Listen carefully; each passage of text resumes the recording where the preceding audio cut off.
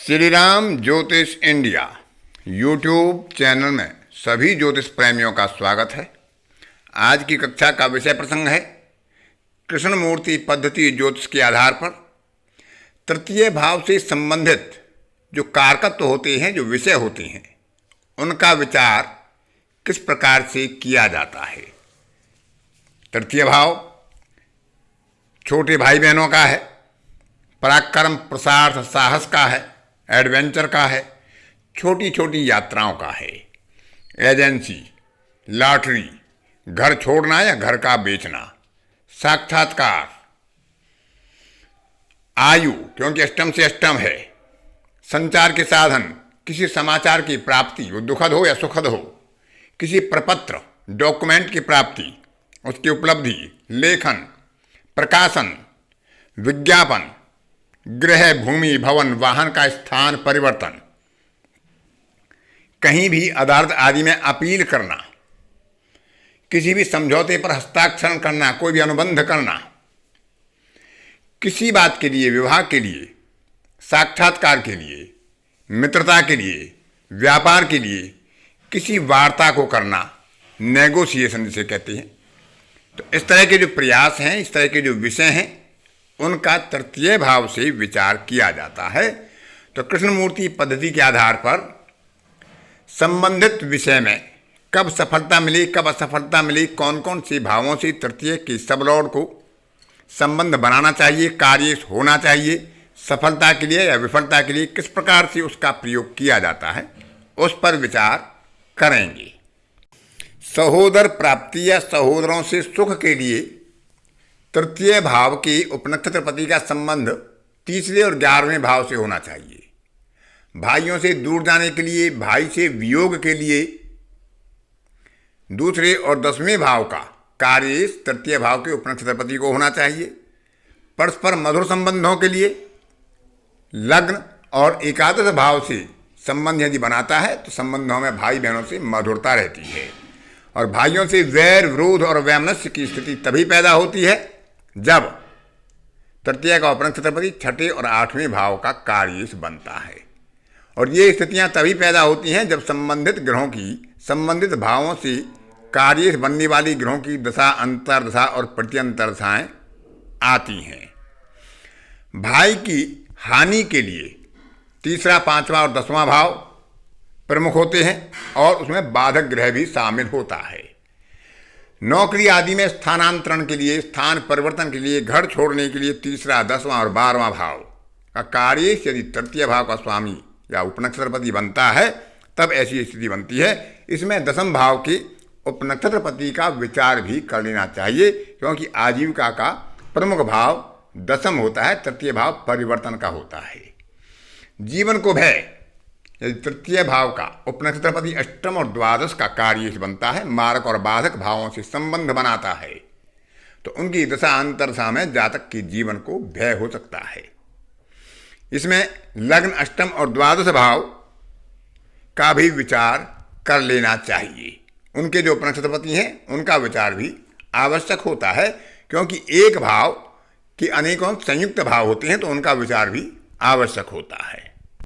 Lottery के द्वारा, किसी पुरस्कार के द्वारा धन प्राप्ति यानी आकस्मिक रूप से जो धन प्राप्ति होती है, जो बिना कमाया हुआ धन होता है, अनार्जित धन, अनार्जित लाभ, उसके लिए द्वितीय, तृतीय, पंचम, 6वां, 8वां और 11वां भाव इनका कार्य प्रमुख रूप से तृतीय भाव का उपनक्षत्रपति बनता है तो इनकी दशा अंतर्दशा में ऐसे लाभ हो सकते हैं। होरेरी में भी इसको इसी प्रकार से विचार किया जाता है। यदि कोई प्रश्न कुंडली में पूछता है तो तात्कालिक तृतीय के उपनक्षत्रपति का द्वितीय, तृतीय, पंचम, षष्ठम, अष्टम और एकादश से संबंध बनता है, तभी उसमें सफलता के संकेत होते हैं। सफल ब्रोकर बनने के लिए, साक्षात्कार में सफलता के लिए, इन दोनों विषयों के लिए तीसरा, 6वां, 10वां, 11वां भाव का कार्य होना चाहिए। उनकी तात्कालिक दशा, अंतर्दशा और प्रत्यंतर चलने चाहिए जिन ग्रहों का संबंध 3, 6, 10, 11 से बन रहा हो। लेखन, प्रकाशन आदि के लिए तृतीय, 10वां और एकादश भाव बहुत महत्वपूर्ण होते हैं। तृतीय के नक्षत्र उपनक्षत्रपति का संबंध इन भावों से बनना चाहिए और बुध और गुरु का संबंध भी तृतीय भाव से तृतीय के उपनक्षत्रपति से या तृतीय भाव के नक्षत्रपति से बनना चाहिए। और 3 और 11 से संबंधित यदि होते हैं बुध और गुरु, तो प्रकाशन में, लेखन में, विज्ञापन में अच्छा उपयोगी होता है। व्यक्ति अपने कार्य उस क्षेत्र में कर सकता है। छोटी छोटी यात्राओं के लिए तृतीय के उपनक्षत्रपति का संबंध 1, 3 और 12 3 भावों से होना चाहिए। और किसी अनुबंध और किसी समझौते के लिए 1, 3, 11 और 12 के कार्य उचित होते हैं।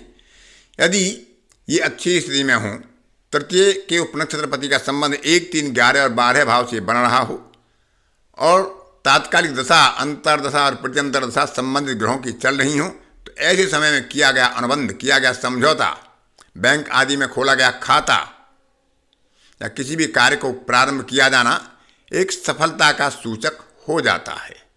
किसी पत्र प्राप्ति के लिए, किसी समाचार प्राप्ति के लिए, किसी गुमशुदा वस्तु या व्यक्ति की खबर मिलने के लिए तीसरे और 11वें भाव से यदि तृतीय भाव के उपनक्षत्रपति का संबंध बनता है और 3 और 11 के कार्यों की दशा, अंतर्दशा और प्रत्यंतर दशा चल रही होती हैं, तो उसकी प्राप्ति की प्रबल संभावनाएं होती हैं। किसी से भेंट करने के लिए, किसी से मिलने के लिए, किसी से वार्ता करने के लिए तृतीय के उपनक्षत्रपति का संबंध लग्न, तृतीय, सप्तम, नवम और एकादश से होना चाहिए। उन्हीं की दशा, अंतर्दशा और प्रत्यंतर दशा में वार्ता हो सकती है, भेंट हो सकती है। इसको प्रश्न कुंडली में भी बड़ी गंभीरता और सटीकता के साथ विचार किया जा सकता है। हस्ताक्षर किसी बात पर करने हो, किसी कागज पर करने हो, कोई अनुबंध करना हो, जहाँ पीछे ही बताया बैंक आदि में खाता खोलना हो या ऐसा ही कोई प्रयोजन हो जहाँ हस्ताक्षर की आवश्यकता होती है, तो 1, 3, 7, 11 से तृतीय के उपनक्षत्रपति का संबंध और संबंधित ग्रहों की दशा, अंतर्दशाएं होनी चाहिए। इलेक्ट्रिक और इलेक्ट्रॉनिक्स सामान का क्रिया करने के लिए 1, 3, 5 और 12 भाव प्रमुख होते हैं। अपील में सफलता के लिए 6वां और 11वां भाव, इन्हीं की दशा, अंतर्दशा चलनी चाहिए। यदि 5वें और 12वें भाव के कार्यों की दशा, अंतर्दशा और प्रत्यंतर दशा में कोई अपील की जाएगी तो उसमें हानि होगी, पराजय होगी। स्वभाव में कायरता, यदि अष्टम और द्वादश से संबंध बनता है तृतीय के उपनक्षत्रपति का, तो ऐसे व्यक्ति के स्वभाव में एक कायरता आ जाती है, पराक्रम की हानि होती है। क्योंकि 3 और 11 भाव पराक्रम की वृद्धि करेंगे और 8 और 12 भाव उनकी हानि करेंगे। पराक्रमी स्वभाव के लिए 9 और 11 भाव को भी प्रमुख माना गया है, क्योंकि 8 और 12 से कायरता है और 8 और 12 के विपरीत में 9 और 11 का उपयोग होगा। मंगल और सूर्य इसमें शामिल हो।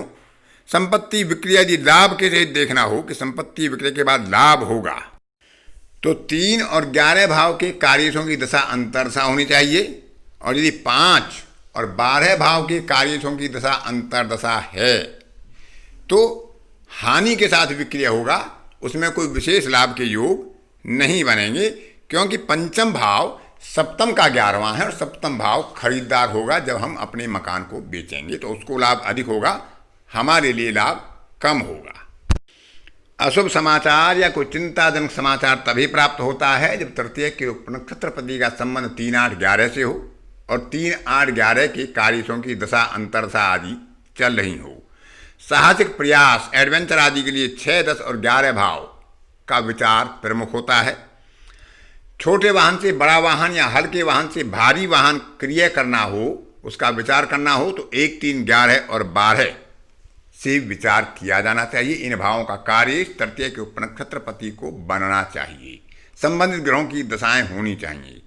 अफवाह सच है या गलत है, विशेषकर होरेली में इसका प्रयोग किया जाता है। यदि तृतीय के उपनक्षत्रपति का संबंध नक्षत्र या उपनक्षत्रपति के आधार पर शनि से बन रहा होगा प्रबल रूप से, तो अफवाह सच हो सकती है। यदि गुरु से बन रहा होगा तो अफवाह गलत हो सकती है। इसको नक्षत्र, उपनक्षत्रपति और राशि के आधार पर भी विचार कर सकते हैं। स्थानांतरण का समाचार प्रमोशन के साथ यदि प्राप्त होना होगा तो 3, 6, 10 और 11 की कार्य उनकी दशा, अंतर्दशा और प्रत्यंतर दशा में ही लाभ होगा और तृतीय के उपनक्षत्रपति का वहाँ संबंध होना चाहिए। बेरोजगार को साक्षात्कार में सफलता के लिए भी इन्हीं भावों का विचार किया जाना चाहिए। 3, 6, 10 और 11 से संबंध बनता हो तृतीय के उपनक्षत्रपति का और इन्हीं भावों के कार्यों की दशा, अंतर्दशा और प्रत्यंतरदशाएं चल रही हों। किसी भी वस्तु के विक्रय से लाभ, गृह, भूमि, भवन या कोई भी वस्तु हो सकती है, कोई व्यापारिक वस्तु हो सकती है, उसके लाभ तभी होंगे जब 3, 11 और 12 से संबंध बन रहे होंगे। विवाह के लिए वार्ता सफल तभी होती है जब तृतीय, सप्तम, नवम और एकादश के कार्यों की दशा, अंतर्दशाएं चल रही होती हैं और तृतीय के उपनक्षत्रपति का संबंध वहां बन रहा होता है। 3, 9 और 12 यदि इन कार्यों की दशा, अंतर्दशा चलती हैं तो विवाह आदि की वार्ता प्रायः असफल हो जाती है। दत्तक संतान हेतु वार्ता करनी हो तो 3, 5, 9 और 11 के कार्यों की दशा, अंतर्दशा और प्रत्यंतरदशा और शुभ गोचर में विचार करना चाहिए। यदि 3, 9 और 12 में इनके कार्यों की दशा, अंतर्दशा में बात करेंगे तो वार्ता के असफल होने की संभावना अधिक रहेगी।